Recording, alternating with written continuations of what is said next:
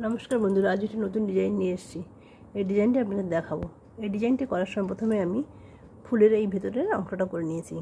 প্রথমে আমি এখানে এক ঘর নিয়েছি, তারপর লাইনে 3 ঘর নিয়েছি, তারপর লাইনে 5 ঘর, দুদিকে দুটো, মাঝখানে একটা ফাঁকা, এইভাবে 5 ঘর, তারপরে যথারীতি 3 ঘর 1 ঘর, এইভাবে ভেতরের এই অংশটা করে নিয়েছি। এবার উপরে পাপড়িটা যখন করেছি তখন এই যে 1 ঘর, এর দুদিকে 2 কর্নার থেকে শুরু করেছি।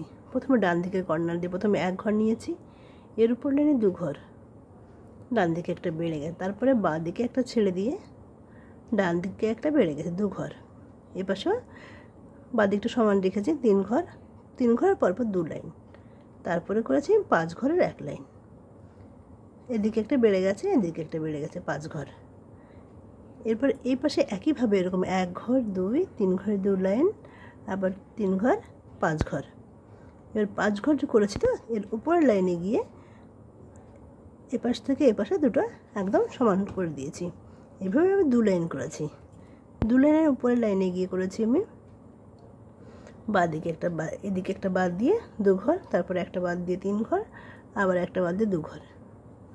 এই 3 ঘরের উপরে 5 ঘরের আমি করেছি 2 লাইন, তারপর 3 ঘর, তারপর 1 ঘর। এইভাবে আমি পাপড়িটা শেষ করেছি। এপাশের পাপড়িটা হবে একইভাবে। এই যে 1 ঘরটা এই দুদিকে শুরু করেছি, এদিকে 1 ঘর, তারপর 2 ঘর, তারপর 3 ঘরে 2 লাইন, 5 ঘর, তার উপরে এদিকে যে 5 ঘর করেছি এদিকে 5 ঘর, এদিকে সমান মানে মিশিয়ে দিয়েছি, মোট 2 লাইন করেছি। তারপরে এদিকে একটা বাদ দিয়ে 2 ঘর, একটা বাদ দিয়ে 3, আবার একটা বাদ দিয়ে 2, তারপরে করেছি 5 ঘর, 3 ঘরের উপরে 5 ঘরে 2 লাইন, 3 ঘর 1 ঘর। এইভাবে এদিকে পাপড়িটা করেছি। মোট এইভাবে চারদিকে এই যে 4টে কর্নার হয়েছে, 4টে কর্নার থেকে এইভাবে পাপড়িটা করেছি।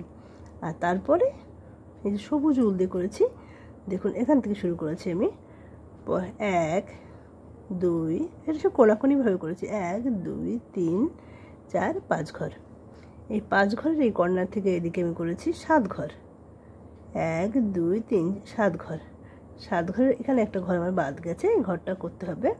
7 ঘরের উপরে 1 2 3 4 5 6 ঘর, আবার এদিকে 6 ঘর, এদিকে গুনলে আবার 6 ঘর। এভাবে বড়শিটা করেছি। তার মাঝখানে 3টে ক্রস দিয়েছি, 1 2 3। এভাবে একইভাবে আমি চারদিকে 4টে, এদিকে একটা করেছি, এদিকে একটা, এদিকে একটা, এভাবে আমি পুরো ফুলটাকে শেষ করেছি।